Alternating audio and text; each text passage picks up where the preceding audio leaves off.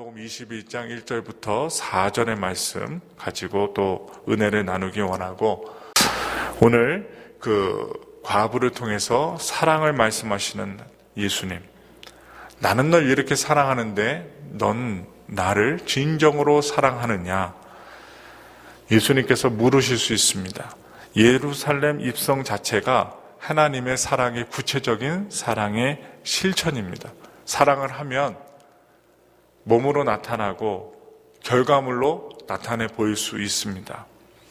그래서 사랑은 무슨 사랑이 되었든지 말로만 할 수 없다는 사실입니다. 계명 중에 첫째 계명이 무엇이냐고 서기관이 예수님께 질문을 합니다.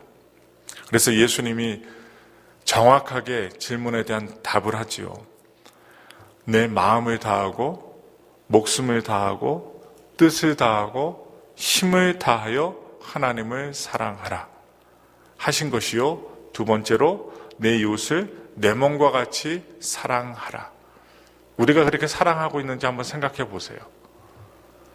말씀은 많이 들어요.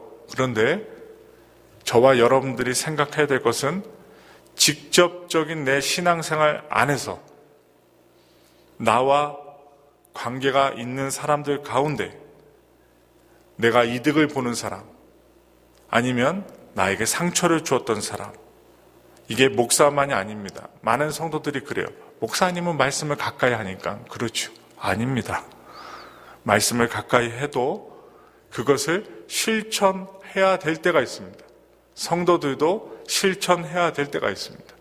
근데 우리가 실제적인 상황 속에서 뒷걸음질 칠 때가 너무나도 많습니다. 그래서 오늘 본문을 통해 우리가 살펴볼 수 있는 내용은 첫째도 사랑이요, 둘째도 사랑입니다. 사랑이 중요합니다. 기독교는 사랑의 종교입니다. 사랑을 빼면 기독교를 말할 수가 없습니다. 왜냐? 사랑 없이 예수님이 나를 구원해 주지 않으셨기 때문에 그 사랑 빼면 아무것도 아닙니다. 그래서 우리는 모두 그 사랑의 체험자입니다. 그래서 제가 여러분들께 감히 말씀을 드리자면, 여러분들은 예수님을 믿는 증인이라고 생각하신다면, 그 사랑으로 구원받은 자들이라고 생각을 하신다면 그 사랑에 대해 묵상하고 내가 지키고 있는지 되살펴 보셔야 됩니다. 마침 6월절이라 전국 각처로부터 많은 참배자들, 예배자들이 예루살렘에 모였습니다. 이 예배자들은 하나님께 연보를 하기 위해서, 무엇인가 드리기 위해서 연복의 앞으로 수많은 사람들이 모였습니다. 믿는 사람들로서 하나님께 감사의 예물을 드리는 것은 당연한 것입니다. 예수님은 성전에 연복에 있는 쪽으로 발걸음을 옮기십니다. 오늘 본문을 보시면 예수님께서 헌금함이 있는 쪽으로 옮기셔요. 왜 하필이면 그 연복의 쪽으로 예수님이 가셨을까? 그리고 연복의 앞에서 하나님을 향한 진실한 사랑을 왜 확인하고자 하셨을까? 헌금, 연보, 물질로 그 사람의 믿음, 사랑, 헌신을 알 수 있습니다. 물질은요, 세상에서 가장 귀한 것이기 때문에 그것으로 가름할 수 있는 것입니다. 물질 때문에 사람 죽이고요, 물질 때문에 가족을 버리고요, 그리고 물질 때문에 친구가 의절합니다. 그리고 물질 때문에 이 세상은 참으로도 안타까운 일들이 많이 일어납니다. 그래서 물질을 뛰어넘는 신앙은 대단한 신앙입니다. 여러분 TV에서 보실 때, 아니면 주변에서 보실 때 기부하고 헌신하고 없는 가운데서도 하나님께 또 선교를 위해서 애쓰시는 분들 보면 마음으로나마 좀 이렇게 응원해 주시고 해야 되는데, 이 세상의 형편은 어떻게 해요? 자기도 못 살면서 그 돈 갖고 빚이나 갚고 뭐 하지, 뭐 지 주제에 무슨 선교를 하고 지 주제에 뭐 도네이션을 하고 하냐. 많은 사람들이 주변에서 그런 얘기들을 합니다. 그런 얘기들을 하고 주변에서 험담을 하는 것을 볼 때에 딱 예수님 그 당시의 모습과 똑같다는 것을 느끼게 됩니다. 진정한 사랑은 물질, 모든 물질을 지배합니다. 그리고 연복의 앞에 앉으셔서 사람들이 헌금 넣는 것을 유심히 지켜보셨어요.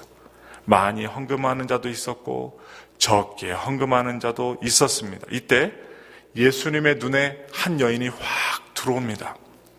그리고 예수님이 고정합니다. 딱 고정해서 쳐다봅니다. 이 여자는 이름 그대로 가난한 과부였습니다. 남편도 없고 가난했습니다. 연복의 앞에 오더니 두 렙돈, 이 렙돈은요 가장 작은 히브리인들의 화폐단입니다. 가장 작은, 오늘날로 치면 생각을 해보면 페니 같아요. 페니, 아주 작은 페니. 그냥 떨어진 것 우리 주지 않잖아요. 그 페니와 같아요. 그런데 그 페니와 같은 가장 작은 돈을 연복에다 넣는 것입니다. 예수님은 벌써 그 과부의 마음을 아시는 것 같아요. 흐뭇하게 쳐다보시면서 미소를 지으시면서 이 여인을 바라보고 계십니다. 예수님은 제자들에게 말씀하셨어요. 그녀가 다른 많은 사람들보다도 더 많이 넣었다. 예수님은 그 과부를 칭찬하셨습니다. 왜냐하면 다른 많은 이들은 많은 것 가운데서 일부를 헌금했고 이 과부는 없는 가운데서 가진 것 모두를 드렸기 때문입니다. 물질로는요 가장 적은 것을 넣었지만 마음으로는 많은 것을 넣었어요. 여기서 예수님은 과부의 적은 헌금을 아주 높이 평가하심으로써 신앙의 핵심은 풍부한 양과 화려한 외형에 있는 것이 아니라 신실한 그 중심과 그리고 순수한 본질에 있음을 우리에게 아주 간단하게 말씀해 주십니다. 즉 하나님은 헌신의 양보다는 질을 중요시한다는 사실을 우리에게 일깨워 주십니다. 많은 성도들이 기도해 달라고 해요. 기도해 달라고. 하나님, 내가 부자가 되게 해달라고. 물질의 풍요를 얻게 해달라고. 그리고 어떠한 성도들은 저에게 개인적으로 찾아와서 11조에 대해서도 조심스럽게 물어봅니다. 내가 이러한 빚이 있는데 11조를 온전히 드려야 되는지 말아야 되는지. 특히 사업하시는 분들은 온전한 11조를 드리지 못해서 십자가를 바라볼 때마다 죄책감을 갖는 분도 계시고 전혀 죄책감 갖지 않고 그냥 물질만 많이 벌게 해달라고 그러면서 형식적인 신앙과 믿음을 가진 분들도 많이 있습니다. 이것은 본인들만이 알아요. 그리고 예수님만이 압니다. 정말로 우리가 1년, 2년, 10년, 20년 신앙의 연수를 자랑하기보다는 내가 지금 주님 앞에 바로 서서 예배 생활, 기도 생활, 헌금 생활, 이 물질은요 우리의 그 신앙을 정말로 바로 잡아줄 수 있는 것입니다. 그리고 그것을 통해서 시험에 들 수도 있고 시험에 들지 않을 수도 있습니다. 그래서 맨 처음 우리가 첫 단추를 낄 때 내가 11조를 알고 또 헌금 생활을 알 때 제대로 해 나가야 됩니다. 왜냐? 청지기 정신이 이 물질 안에 있기 때문입니다.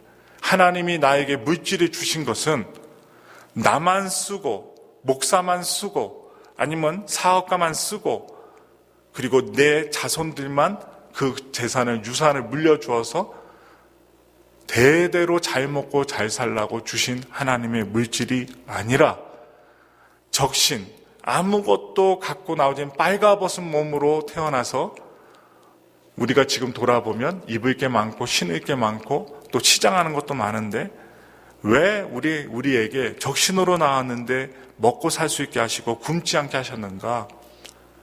이 세상을 다스리라는 거예요. 그리고 물질로 인해서 뒤로 후퇴하지 말고 물질을 잘 사용함으로 말미암아 하나님의 뜻을 이루라는 것입니다. 그것이 바로 사도행전에 보시면 서로 나누는 거예요. 나누는 거. 나눠서 일을 전혀 하지 못할 때, 핍박받을 때 정말로 하나님의 물건을 갖고 있었던 사람들이 제자들과 선지자들과 그 어려웠던 사람들을 도와주게 함으로써 그들이 하나님의 뜻을 끝까지 이루어 나갈 수 있게 하시는 그 깊으신 오묘하신 뜻이 있었다는 사실입니다. 여러분, 우리가 다른 것에는 좀 이렇게 담대할 수 있으나 어디에서 우리가 많이 무너지는가? 물질입니다. 물질. 이 물질 안에서 한번 눈 하나 한번 딱 감아 주십시오. 그런데 한번 감다 보니까 여러 번 반복해서 하다 보면 마음이 굳어지고, 그 마음이 굳어지게 되면 하나님도 몰라보게 되는, 교회 안에 있으나, 성전 안에 있으나, 여러분, 바리새인과 서기관들이 왜 예수를 죽였어요? 그들의 탐욕 때문입니다. 그들의 이권 때문입니다. 그들이 평소에 권세와 권력과 물질을 다스리고 누리고 살았는데, 예수라는 선지자 같은 사람이 딱 나타났는데 물질에도 요동함이 없어요. 그리고 사람들을 공짜로 다 가르쳐주고, 그리고 그들에게 지혜를 주면서 치료를 해줍니다. 대가 없이 치료해줍니다. 근데 많은 사람들이 그 예수를 따라가는 거예요. 그러면서 서기관, 바리새인, 그 사두개인들은 어떤 걸 느끼느냐? 위기의식을 느낍니다.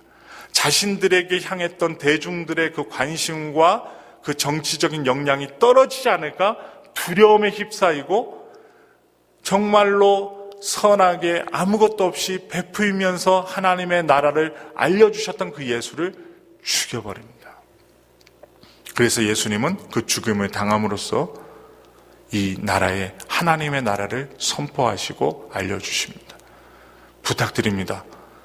맨 처음에 우리가 월급을 타고 법의 자금을 받고 해서 10만 원 11조 하는 거는 어렵지 않습니다. 그런데 그 평소에 우리의 물질의 관념을 정확히 하지 않으면 1,000만 원, 1억, 10억, 100억이 되었을 때는 주저하게 됩니다. 11조를 1,000만 원 했을 때는 주저하게 됩니다. 그래서 차 뛰고 포 뛰고 이런 생각 저런 생각 하다 보면 하나님 그 영성을 잃어버리고 그 물질 때문에 주님과 멀어지게 되는 사람이 되고 맙니다.